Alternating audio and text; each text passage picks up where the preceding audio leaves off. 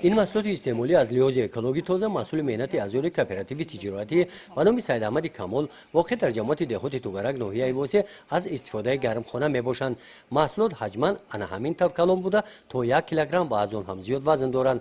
از ماه اپریل اینجوریم با وجود اینکه حاصل گرمخانه همه روزه جمع‌آوری میشود همان حاصل فراوان است. بازارهای شهر کلو رایون واسه اینا اروز 30 کاروبکا پومیر روی کیم رئیس بدخشان روی کیم اینا دوشنبه روی کیم 30 کاروبکا بالگاری دوشنبه اینا با خوران روی کیم. گرمخانه در مساحت 28 سوتی زمین ساخته شده است. مساحتش اونقدر کلان نباشد هم از همین قطعه زمین همه روزه صدها کیلوگرم این گونه محصولات نیاز مردم با بازار استعمالی برآورده می شود.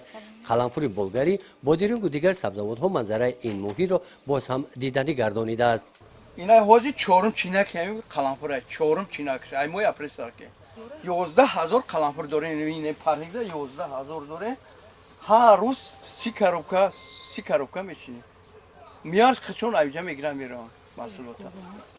در این خوجگی داران از استفاده گرمخانه درآمد بیشتر به دست آوردن. از جانب دیگر به تاسیس جایهای نوی کاری مساعدت نموده است. 6 نفر ساکنان دهات اینجا به کار دائمی جلب گردیده با ماهانه خوب تامین میباشند. از استفاده قلعه گرمخانه خوجگی داران الهام گرفته امسال میدان زمین آن را وسیع نمودند. در چنین محیط پرورش گلهای آرایشی را به راه ماندند.